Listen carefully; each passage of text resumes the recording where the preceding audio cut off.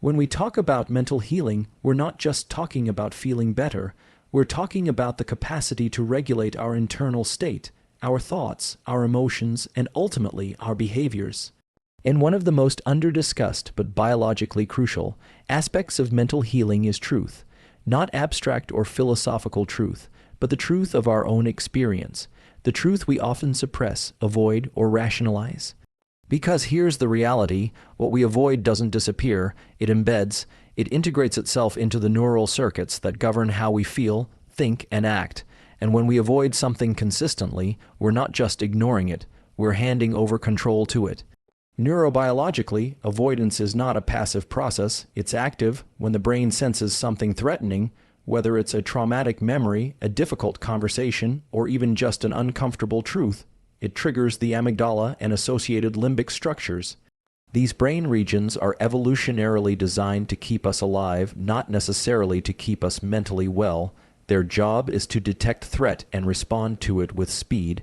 Avoidance is often their strategy. It's efficient in the short term.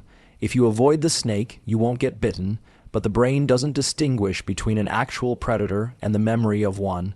So when you avoid a difficult internal experience, the same circuits light up. Over time, this avoidance gets reinforced, like a muscle that you train by repeating the same motion over and over, and anything you reinforce neurologically becomes your default. The prefrontal cortex, our center for decision-making and rational thought, tries to override these responses. But when the emotional load of avoidance becomes too high, the emotional brain hijacks it. That's when we experience anxiety, intrusive thoughts, compulsions, or even dissociation.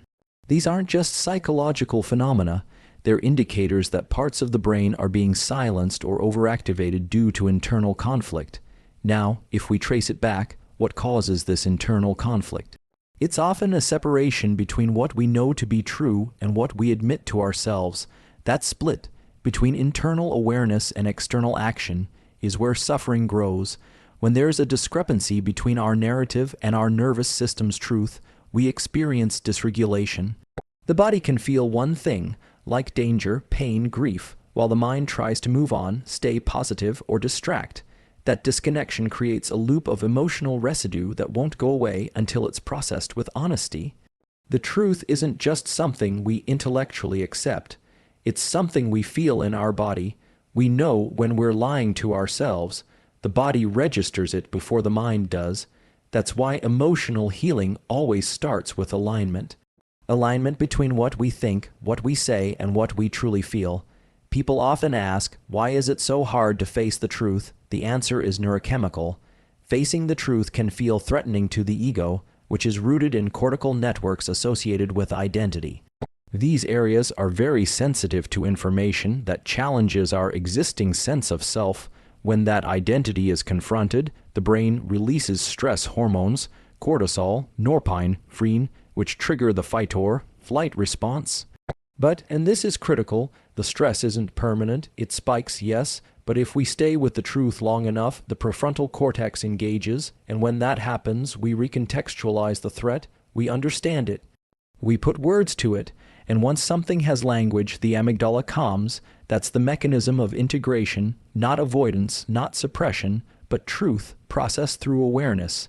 Avoidance, on the other hand, keeps the emotional memory frozen. It never gets refiled. The hippocampus, the part of the brain responsible for contextualizing memory, can't do its job unless the memory is retrieved, and retrieval only happens when we willingly revisit the experience, either through reflection, conversation, or journaling. If we avoid it, we rob the brain of the opportunity to reclassify it as non-threatening, which means the threat system stays on. That's why people can be triggered years after an event occurred. The memory was never fully integrated. Healing requires us to lean into the discomfort, but not blindly. There are ways to do this that are structured, measured, and supported. One of the most powerful tools is narrative. When we begin to construct a coherent narrative of our experience, one that's honest, specific, and emotionally connected, we engage the brain's default mode network. This network is responsible for internal storytelling, and when activated properly, it can reorganize fragmented memories into a cohesive whole. That process, called memory reconsolidation, is what allows old wounds to finally close, but it starts with truth. You can't heal from something you pretend didn't happen. You can't recover from pain you refuse to name. From a physiological standpoint, unprocessed emotional pain doesn't just sit in the brain. It embeds in the body. The vagus nerve, which runs from the brainstem to the gut and other organs, plays a major role in how we process safety and connection. When we avoid emotional truth, the vagus nerve often shifts into a defensive state, what we call dorsal vagal shutdown.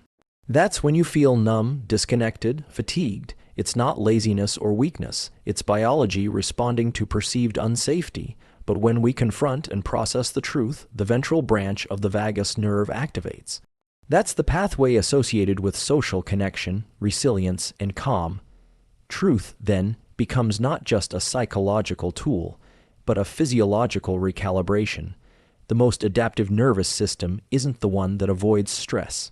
It's the one that recovers from it, and recovery starts with exposure, controlled, intentional exposure to the truth, whether that's saying what you've been afraid to say, admitting what you've denied, or confronting the pain you've numbed. Every step toward truth is a step toward healing. There's no shortcut, there's no supplement, no mindset hack, because what you avoid is what teaches your nervous system how to behave. If you avoid conflict, your brain learns that conflict is dangerous. If you avoid sadness, your brain interprets sadness as a threat. And if you avoid telling yourself the truth, you lose the ability to distinguish safety from danger, because everything starts to feel overwhelming. But when you choose to face what you fear, new neural circuits form, and over time, those circuits replace the ones wired by avoidance, that's neuroplasticity. Your brain changes in response to how you use it. So when you stop avoiding and start integrating, you literally rewire your experience of the world. And here's what's fascinating. Research shows that just naming an emotion decreases amygdala activity and increases prefrontal engagement. That means the simple act of truthfully stating how you feel can begin to calm your nervous system, not by accident, by design. The brain evolved to favor truth because truth allows for adaptation, and adaptation is what keeps us alive, not physically alone, but psychologically as well. People often think healing is about letting go, but the first step is letting in the truth, letting in the memory, letting in the awareness of what you've been carrying, because what you resist doesn't go away. It waits. It waits in your physiology, your muscle tension, your heart rate variability, your sleep patterns. It waits until you're ready to metabolize it, and when you do, the body responds.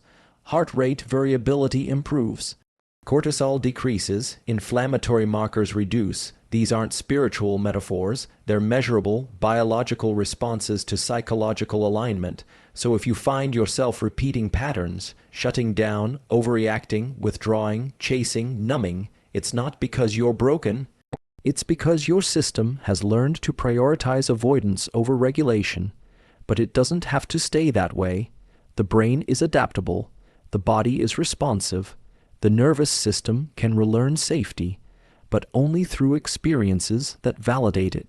And truth is the first such experience. Healing isn't a passive outcome, it's an active process, and it demands that we choose honesty over comfort, because comfort without truth is a lie the nervous system cannot sustain.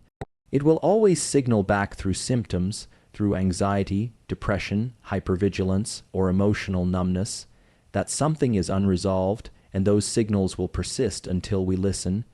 One of the most powerful questions we can ask ourselves is, what am I avoiding? Because the answer to that question is often the blueprint for our healing. It's not comfortable, but it's clarifying, and clarity is what regulates the brain. When we know what we're facing, we engage planning systems. We initiate goal-directed behavior, we create a map for change, but when we deny or avoid, the brain floats in ambiguity, and ambiguity is the enemy of safety. If you want to heal, start with one truth. Not all of it at once, just one conversation you've been putting off, one feeling you've been suppressing, one story you've never told, and speak it out loud on paper or to someone you trust. That act will send a signal to your nervous system. It's safe to process. And once safety is established, change can begin. No one heals by accident. Healing is earned through repeated exposure to truth, not to punish ourselves, but to liberate ourselves, because once you stop avoiding, what once controlled you starts to release its grip. And in its place, you'll find clarity, you'll find regulation, and most importantly, you'll find the capacity to rebuild your mind in a way that's resilient, adaptive, and honest.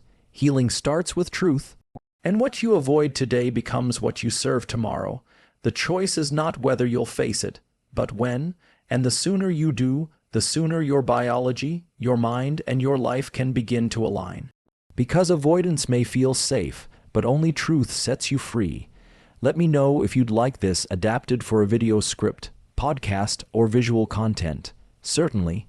Here is the continuation of the speech, adding around 2,000 more words in the same style, tone, and format, focused, grounded in neuroscience, and without headings or a concluding paragraph.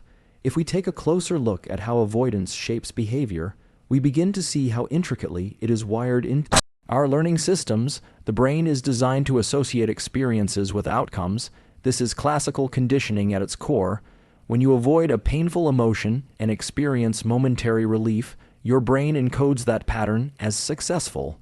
Dopamine, the neurochemical associated with reward, actually reinforces the behavior, even if that behavior creates long-term dysfunction. So every time you suppress sadness and receive short-term relief, the behavior of suppression is stamped in. Not because it's healthy, but because it was effective in the moment. This is one reason many people live in cycles of avoidance and never know why they feel stuck.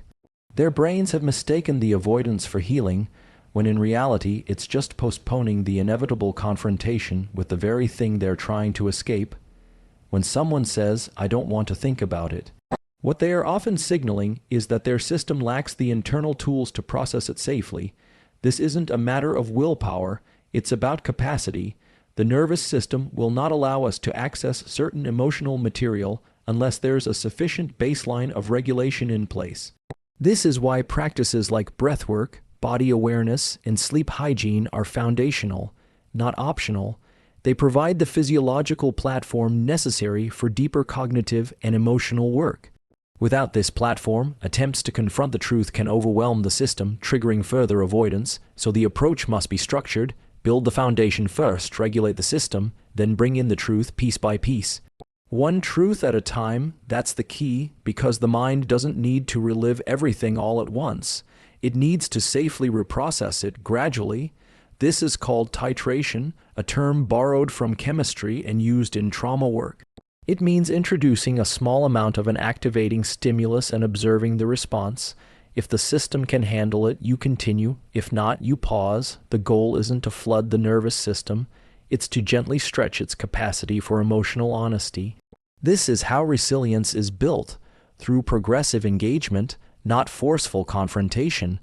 When avoidance becomes chronic, it alters the brain's predictive coding. Predictive coding refers to how the brain interprets incoming information based on past experiences. If your past tells you that truth equals pain, your brain will begin to anticipate pain anytime honesty is near. This leads to hypervigilance, where even neutral cues, like a certain word, place, or tone of voice, can be interpreted as threats. It's not paranoia, it's a miscalibrated prediction system, and that system can only recalibrate through new experiences of safety in the presence of truth. So when someone finally speaks their truth and is met with understanding instead of punishment, the prediction changes. The nervous system learns it is possible to tell the truth and survive. That learning is more powerful than any affirmation or external validation because it's not theoretical, it's embodied. It's also important to understand that the truth doesn't have to be dramatic or life-shattering to matter. It can be subtle. It can be the admission that you're tired of pretending everything is okay. It can be the quiet realization that a relationship no longer supports your growth. It can be the acknowledgement that a version of you, one built on overfunctioning, perfectionism, or people-pleasing, is ready to be retired. These truths may not seem loud, but they are foundational, and when left unspoken, they distort the internal compass. They create dissonance between your lived experience and your expressed identity. That dissonance shows up as burnout, resentment, anxiety, and disconnection, and no external success can compensate for an internal lie. There's a concept in neuroscience called allostatic load.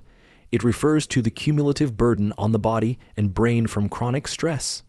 Avoidance adds to this load. Every time we suppress an emotion, the body still has to deal with the physiological aftermath: heart rate, muscle tension, hormonal surges. They don't disappear just because we pretend nothing's wrong. Over time, this internal accumulation leads to exhaustion, not just physical fatigue, but emotional depletion, and people wonder why they can't find motivation, why joy feels so distant. It's because they're running a high-stress operating system under the surface. Truth then becomes a release valve. It discharges the internal buildup and allows the system to recalibrate. It's not just about catharsis, it's about homeostasis, one of the most underrated aspects of truth. Telling is the way it strengthens neural integrity. The brain is constantly engaged in self-monitoring, cross-referencing internal states with external behaviors. When there's congruence, when what we feel, think, and express are aligned, there's a sense of clarity. That clarity improves decision-making, confidence, and self-trust. But when there's a split, the system gets confused. We say one thing and feel another. We act one way but believe something else. That internal conflict creates cognitive load. It burns energy, and it undermines trust, not just with others, but within ourselves. You can't trust a system that lies to you. So even if the truth is hard, even if it's disruptive, it's still more sustainable than avoidance. Because the brain prefers consistency over comfort, one of the areas most affected by this dynamic is our relationships. When we avoid truth in the relational domain, we invite misattunement. People can't connect with who we really are. They connect with the version we present. And if that version is a mask, the relationship becomes a transaction, not a connection. Over time, this creates loneliness, even in close proximity. The paradox is that many people avoid truth because they fear losing the relationship, when in fact, truth is the only way to ensure it's real. Without truth, there's no intimacy, just performance, and performance, no matter how convincing, is unsustainable.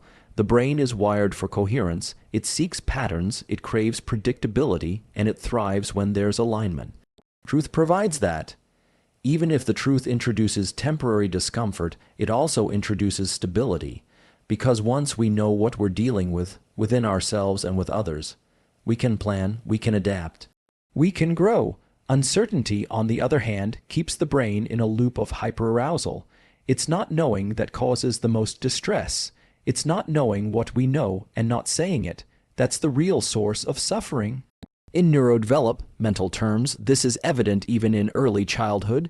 Children who are not allowed to express their truth, who are shamed, dismissed, or ignored, learn to disconnect from their own internal signals. They become adults who can't name their emotions, who confuse other people's needs for their own, who overfunction in the name of survival, and unless the cycle is interrupted, avoidance becomes the operating system for life. But this can be changed. Neural pruning and neurogenesis mean the brain can always adapt, no matter your age, but the stimulus has to be real. And the most powerful stimulus for neurobiological growth is emotional honesty, practiced in safe environments. Safety is the key word. Truth can't be weaponized. If we use truth as a means to punish ourselves or others, the system rejects it. It interprets the experience as further threat. But if truth is introduced with compassion, with the intention to understand, not to control, then the nervous system can receive it. And once it's received, it can be metabolized. That's the difference between trauma and growth. Trauma is what happens when overwhelming truth is experienced without safety. Growth is what happens when truth is experienced with safety. Both involve intensity, but only one leads to integration. So the question becomes, where in your life are you ready to tell the truth? Not to others necessarily, but to yourself. Where have you compromised clarity for comfort? Where have you outsourced your intuition to avoid conflict? Where have you played small because growth felt too risky? These aren't philosophical questions, they're neurological ones, because every one of these choices is encoded in your brain's wiring, and the longer you delay truth, the deeper the pattern becomes. But the good news is, the reverse is also true. Every moment of honesty creates a new pathway. Every admission of this is not working, or I need something different, or I'm not okay, is a signal to the brain we are no longer pretending, and the brain listens.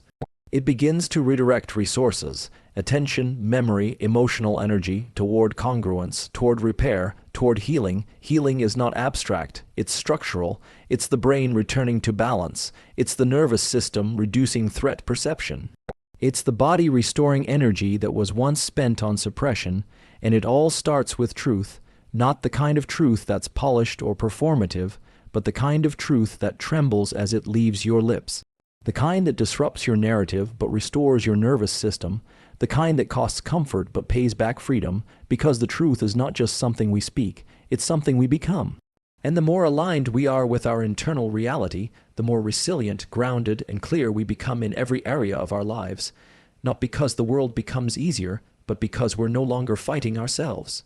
Let me know if you'd like the full speech combined in one document or tailored further for a specific format like video, podcast, or PDF. So if mental healing truly begins with truth, then the most powerful step you can take is to stop running from what you already know deep down. What you avoid doesn't disappear, it embeds itself deeper, influencing your choices, your health, your relationships, and your sense of self. But once you face it, even gently, even imperfectly, the brain begins to change. The nervous system begins to trust.